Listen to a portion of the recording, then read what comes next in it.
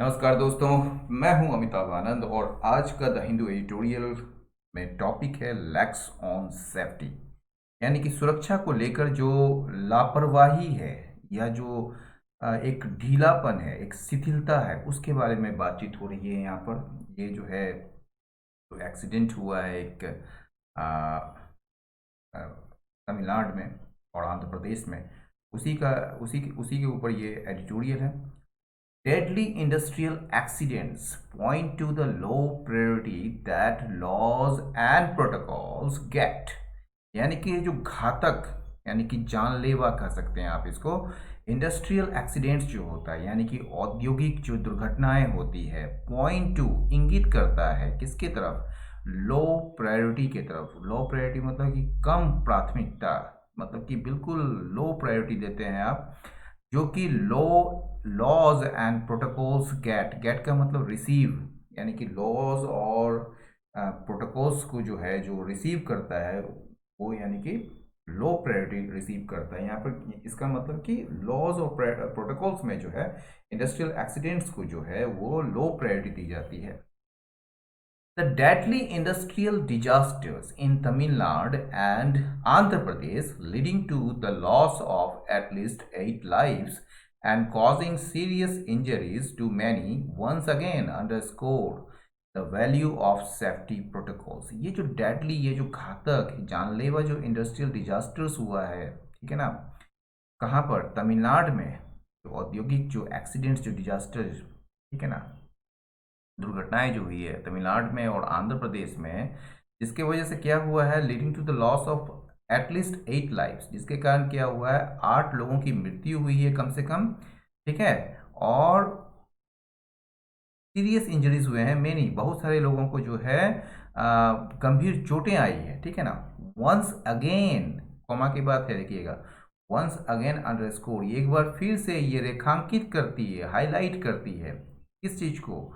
The value of safety protocols. ये जो safety protocols जो है, प्रोटोकॉल समझते हैं, रूल्स, सिस्टम ऑफ रूल्स, ठीक है ना। किसी पर्टिकुलर ओकेजन में या किसी पर्टिकुलर संस्थाओं में जो अडॉप्ट किया जाता है, तो वो प्रोटोकॉल्स जो है, सेफ्टी प्रोटोकॉल्स, ये वैल्यू को दर्शाता है, उसको रेखांकित करता है। अंडरस्कोर मतलब हाईलाइट करना, अंडरलाइन करना, ठीक है। In the boiler blast at the Neyveli thermal power station, 6 people were killed and dozen workers suffered severe burns, while a toxic chemical leak at a pharmaceutical plant in Vishakhapatnam led to 2 deaths immediately। कहा जा रहा है कि नवेली जो है thermal power station जो है, जहाँ पर एक बॉयलर ब्लास्ट हुआ है। बॉयलर जो है एक भट्टी होता है, ठीक है ना, जो एक मतलब कि एक जो बॉयलर ब्लास्ट हुआ है कहाँ पर? नवेली थर्मल पावर स्टेशन में, ठीक है ना।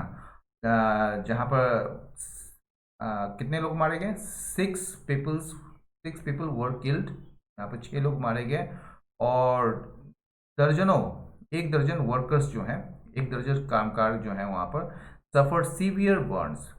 उनको जो है वो जो है गंभीर रूप से झुलस गए हैं। सीवियर बर्न्स का मतलब झुलस जाना, तो मतलब आग लग के वहाँ पर जो, जिसके कारण जो है वो लोग झुलस गए हैं, ठीक है ना। तो एक बॉयलर ब्लास्ट में, जो कि थर्मल पावर, नवेली थर्मल पावर प्लांट स्टेशन में हुआ था, जिसमें 6 लोग मारे गए और लगभग 1 दर्जन, मतलब 1 दर्जन वर्कर्स जो है वो झुलस गए गंभीर रूप से। वाइल जबकि जबकि एक जो है टॉक्सिक केमिकल लीक, टॉक्सिक मतलब जहरीला कह सकते हैं, विषैला कह सकते हैं, रासायनिक जो रिसाव है, एट ए फार्मास्यूटिकल प्लांट, एक फार्मास्यूटिकल प्लांट में, कहाँ पर? विशाखापत्तनम में, लेड टू 2 डेथ्स इमीडिएटली, जिसके कारण जो है 2 डेथ जो है तुरंत हो गया, ठीक है ना, immediately. These and 2 other recent disasters, ये जो डिजास्टर्स हैं, ये जो विशाखापत्तनम में बताया जा रहा है, नवेली में जो है, ठीक है ना, और 2 अन्य रिसेंट डिजास्टर्स, मतलब हालिया जो आपदाएं हैं, ठीक है ना, जो डिजास्टर्स हुए हैं हाल में, ठीक है ना, और ये, ठीक है, ऑल्सो एट नवेली पावर प्लांट, वो भी जो है कहाँ पर हुआ है? नेवेली पावर प्लांट में हुआ है, and the LG polymers factory, और एक एलजी पॉलीमर्स फैक्ट्री में हुआ है, जो दोनों जो है विशाखापट्टनम एरिया में ही है, ठीक है ना।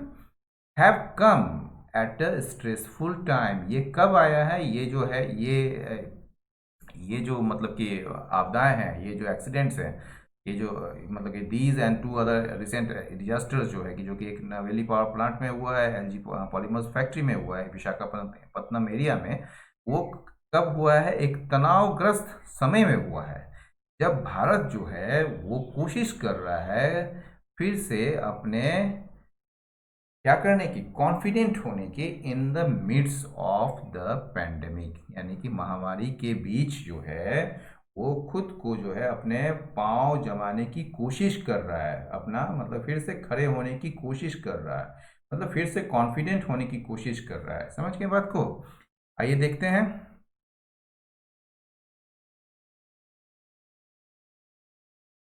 ये देखिए, पहले तो लैक्स का मतलब समझ लीजिए, विदाउट मच केयर, अटेंशन और बेपरवाह जिसको कह सकते हैं, या फिर नॉट सीवियर और स्ट्रांग एनफ, दोनों मतलब होता है नरम, शिथिलता, ढीलापन, ठीक है ना। फाइंड योर फिट का मतलब होता है to become familiar with and confident in new situation, एक नए सिचुएशन में जो है अपने आप को फिर से कॉन्फिडेंट मतलब पाना या खुद को परिचित कर लेना अपने आप से, ठीक है ना, अपने आप को परिस्थिति के अनुसार, ठीक है। तो ये होता है फाइंड योर फिट। आगे बढ़ते हैं। व्हाट हैपेंड इन नवेली ऑन वेंसडे इज इनएक्सप्लिकेबल, जो हुआ नवेली में, जो यहाँ पर व्हाट मतलब जो हुआ नवेली में कब, वेंसडे को, बार को, इज इनएक्सप्लिकेबल। इनएक्सप्लिकेबल जो होता है वो एक्सप्लेनेशन से बनता है, यानी कि जिसको एक्सप्लेन नहीं किया जा सकता है, तो जिसके बारे में अकथनीय जिसको कह सकते हैं, जिसके बारे में कुछ कहा नहीं जा सकता है, इज इन एक्सप्लिकेबल, जिसके बारे में जिस एक्सप्लेन नहीं किया जा सकता है।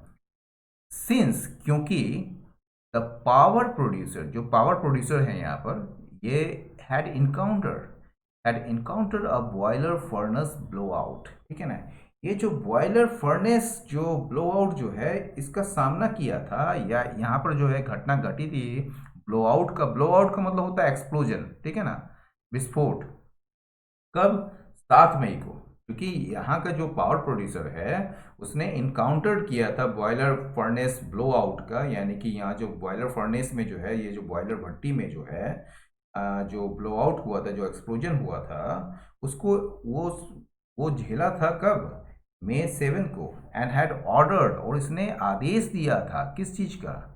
A review of its infrastructure and processes, यानी कि अपने जो इंफ्रास्ट्रक्चर मतलब कि जो इसका जो ढांचा है, मतलब कह सकते हैं इंफ्रास्ट्रक्चर समझ ही रहे हैं, मतलब कि जो इनके जो ढांचा जो बनाए गए हैं इंफ्रास्ट्रक्चर, और जो प्रोसेस है, जो इनकी प्रक्रिया है, उसकी समीक्षा का इन्होंने जो है क्या किया था? ऑर्डर दिया था, आदेश दिया था, ठीक है। तो संरचनात्मक ढांचा जिसको कहते हैं आप, को इंफ्रास्ट्रक्चर कहते हैं। विदाउट मेटिकुलस केयर, मेटिकुलस का मतलब बड़ा केयरफुल, बहुत एकदम सावधानी पूर्वक, केयर मतलब कि कहा जा रहा है कि बिना सावधानी पूर्वक देखभाल के, ठीक है ना, मतलब कि सावधानी पूर्वक देखभाल के बिना बॉयलर्स जो होते हैं वो डेंजरस होते हैं, डेंजरस पीसेस होते हैं इक्विपमेंट के, जो भी इक्विपमेंट उस बॉयलर्स में लगे रहते हैं, ठीक है ना, वो बड़ा डेंजरस होते हैं। वो मतलब कि एक समूह होता है, मतलब कई सारे इक्विपमेंट वहाँ लगे रहते हैं ना, तो वो जो होता है डेंजरस पीसेस ऑफ इक्विपमेंट होते हैं वो। High pressure and super heated steam, जो वहाँ पर उच्च दाब होता है, एक दबाव जो होता है, और सुपर हीटेड स्टीम, बहुत ही ज़्यादा गर्म, सुपर जैसे मैन और सुपरमैन होता है ना, उसे सुपर हीटेड स्टीम, स्टीम मतलब वाष्प जानते ही हैं। मैक 4 लिथल लिथल कॉम्बिनेशन, एक लिथल कॉम्बिनेशन, एक घातक कॉम्बिनेशन, समायोजन, एक ये संयोजन जो है वो तैयार करते हैं। मैक 4 का मतलब देखिए क्या होता है। मैक 4 जो है, देखिए मेटिकुलस, मेटिकुलस का मतलब क्या होता है? वेरी केयरफुल, यानी कि इसका जो केयरफुल या पंक्टिलस भी कह सकते हैं। मैक 4 समथिंग क्या होता है? टू रिजल्ट इन, उसका परिणाम, या मैक पॉसिबल, ठीक है। तो आगे बढ़ते हैं। तो वो जो है ये हाई प्रेशर और सुपर हीटेड स्टीम क्या करता है, उसके वजह से क्या होता है, एक लीथल कॉम्बिनेशन बनता है, ठीक है ना, बड़ा घातक, ठीक है, एकदम डेडली कॉम्बिनेशन बनता है। इफ देयर रिलीज मैकेनिज्म, यदि उसका जो रिलीज मैकेनिज्म जो है, देखिए जैसे प्रेशर कुकर आप देखते होंगे, प्रेशर कुकर में देखिए वो सीटी लगा रहता है, ठीक है ना, जिससे जो है वो स्टीम को बाहर निकाला जा सकता है। यदि उस सीटी जो है, जो आप मतलब कि प्रेशर कुकर में जो है वो अगर जाम हो जाता है, तो प्रेशर कुकर जो है वो ब्लास्ट कर जाएगा, ठीक है, क्योंकि उसका मैकेनिज्म जो है वो वहां से रिलीज करने का वाष्प को वो पर्टिकुलरली काम नहीं कर रहा है, तो वहां पर वो क्या होगा, वो ब्लास्ट कर जाएगा। उस वही कर रहा है कि यहाँ पर अगर यदि उसका रिलीज मैकेनिज्म जो है, क्योंकि ये सुपर हीटेड स्टीम जो होता है हाई प्रेशर के कारण क्या होता है, अगर उसका रिलीज मैकेनिज्म को जो है is not kept in good order, उसको अगर सही क्रम में नहीं रखते हैं, एंड तब क्या होता है, and there is an explosion, तब क्या होता है, एक विस्फोट होती है। फॉर दिस वेरी रीजन, इसी कारण से, या इसी कारण से दे आर रेगुलेटेड स्ट्रिक्टली, उसको नियंत्रित किया जाता है, उसको विनियमित किया जाता है अंडर द इंडियन बॉयलर्स, मतलब कड़े रूप से, स्ट्रिक्टली मतलब कड़े रूप से, कड़ाई से उसको विनियमित किया जाता है या नियंत्रित किया जाता है, किसके तहत, under the Indian boilers act, ठीक है, यानी कि भारतीय बॉयलर्स अधिनियम के तहत, एटलीस्ट ऑन पेपर, कम से कम पेपर पर तो जरूर, कागज पर। The terrible consequences of lax boiler safety were evident 3 years ago in Raebareli when a blast at an NTPC power plant killed a few people. ये कह रहा है कि ये जो भयानक जो परिणाम था किस चीज का, ऑफ लैक्स बॉयलर सेफ्टी, ये जो शिथिल एक तरीके से एक लापरवाह जो बॉयलर सेफ्टी का जो सुरक्षा को, बॉयलर के सुरक्षा को लेकर जो एक लापरवाह जो एक तरीके से शिथिल मतलब कि जो मैकेनिज्म जो था, एक लापरवाह जो था, लापरवाही या बॉयलर सेफ्टी को लेकर जो एक टेरिबल कॉन्सिक्वेंसेस जो हुआ था, कह सकते हैं आप इसको, भयानक जो परिणाम जो सामने आया था, वो कब था, वो एविडेंट, वो कब था, वो देखा गया था 3 साल पहले, कहाँ पर, रायबरेली में। ये एविडेंट मतलब स्पष्ट, मतलब कि वहां पर ये मतलब कि देखा गया था, एविडेंस होता है ना, तो वो जो है वो उसका गवाह था एक तरीके से कहिए, या फिर उसको वो चीज देखा गया था, वो एविडेंट 3 years एगो, ये 3 साल पहले देखा गया था रायबरेली में, जब एक ब्लास्ट जो हुआ था एनटीपीसी पावर प्लांट में, ठीक है ना, उसमें जो है 1 दर्जन, मतलब अफ्यू दर्जन, सॉरी अफ्यू डजन, मतलब कि कुछ दर्जन लोग मारे गए थे, ठीक है ना, but states have clearly not internalised, कल भी इंटरनलाइज्ड का मतलब समझाए थे, a culture of zero tolerance. Zero tolerance का मतलब जानते ही हैं, टॉलरेंस का मतलब क्या होता है, सहिष्णुता, ठीक है ना, और इनटॉलरेंस का मतलब क्या होता है, असहिष्णुता, और मतलब जिसको सहन कर सकते हैं और जिसको नहीं सहन कर सकते हैं, तो सहिष्णुता और असहिष्णुता। लेकिन जीरो टॉलरेंस का मतलब हो गया शून्य सहिष्णुता, मतलब उसके प्रति बिल्कुल आप मतलब सहन नहीं करेंगे। क्या, ये जो बॉयलर एक्सीडेंट्स होता है ना, जो भी बॉयलर दुर्घटनाएं होती है, उसके प्रति जो एक जीरो टॉलरेंस का जो कल्चर है, जो संस्कृति है, ठीक है ना, मतलब कि वो बॉयलर एक्सीडेंट्स ना हो, ठीक है, वो संस्कृति जो है, यानी कि वो जो एक कल्चर है, उसको जो है स्टेट्स ने स्पष्ट रूप से इंटरनलाइज नहीं किया, अपने बीच जो है समायोजन नहीं किया, समावेश नहीं किया है, या उसको अपनाया नहीं है क्लियरली, स्पष्ट रूप से। The gas leak in Visakhapatnam apparently involving benzimidazole, a chemical used in pharmaceuticals, raises questions on maintenance and operational procedures.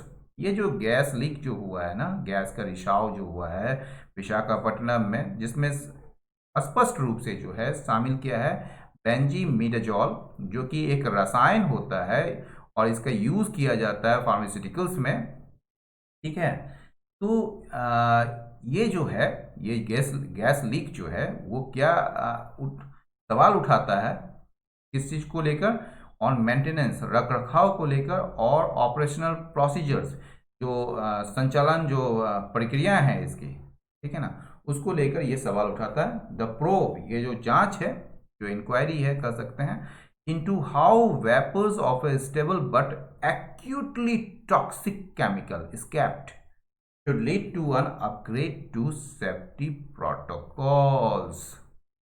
यानी कि कह रहा है कि ये जो है प्रॉब जो है, ये जो जांच है कि कैसे वेपर्स जो है, इसका जो वेपर्स का मतलब कहिए कि एक तरीके से इसका जो वाष्प है, एक स्टेबल, एक स्थिर, लेकिन अत्यंत ही एक्यूटली मतलब अत्यंत ही या तीक्ष्ण जो है विषैला या जहरीला रसायन, ठीक है ना, यानी कि स्थिर लेकिन एक तीक्ष्ण विषैला रसायन जो है, उसका वेपर्स जो है वो कैसे स्केप कर गया, कैसे रिस गया, उसका कैसे रिसाव हो गया, उसके ऊपर जो जांच जो है, ठीक है ना, वो क्या करना चाहिए, शुड लीड, उसके जो है उसके कारण, शुड लीड टू वन, उसके कारण क्या होना चाहिए, एक अपग्रेड होना चाहिए, एक उन्नयन होना चाहिए, किस पर, सेफ्टी प्रोटोकॉल्स को लेकर। यानी कि इस अगर इसमें जो जांच होती है, जांच से जो भी कुछ निकल के आता है, तो सेफ्टी प्रोटोकॉल्स को लेकर जो है उसमें एक अपग्रेडेशन होनी चाहिए, ठीक है ना। In the Neyveli incident, Neyveli घटना में क्या हुआ, देयर इज अ सजेशन, एक सजेशन है, एक सुझाव है, वो सुझाव क्या है कि the boiler was not in operation, boiler जो था वो संचालन में नहीं था, ऑपरेशन में नहीं था, काम में नहीं था, एज इट हैड ट्रिप्ड, क्योंकि इसका जो है, इसका मतलब कि एक तरीके से इसकी जो बिजली थी वो चली गई थी। ट्रिप का मतलब क्या होता है, जैसे आप स्विच ऑन करते हैं या स्विच ऑफ करते हैं, ठीक है ना, जिसके द्वारा जो है एक सिस्टम होता है जिसमें स्विच ऑन और स्विच ऑफ होता है, जिसके द्वारा पूरा इलेक्ट्रिकल सिस्टम या ऑपरेशंस जो होते हैं, ठीक है, वो बंद हो जाता है या शुरू हो जाता है, ठीक है ना, उसको कहते हैं ट्रिप। तो यहाँ पर क्या है कि नवेली इंसिडेंट में क्या हुआ था, एक सजेशन है कि बॉयलर जो है वो जो था वो ऑपरेशन में नहीं था, क्योंकि ये जो है ट्रिप्ट हो चुका था, मतलब इसकी जो है बिजली रोक दी गई थी या रुक गई थी, and was in the process of, और ये जो है प्रोसेस में था, बीइंग रिवाइव्ड, इसको रिवाइव, पुनर्संचालन करने के लिए या पुनर्जीवित करने के लिए उसके प्रक्रिया में था, ठीक है ना। Since the major operation of this equipment involve a furnace and production of steam, what led to an unexpected blowout?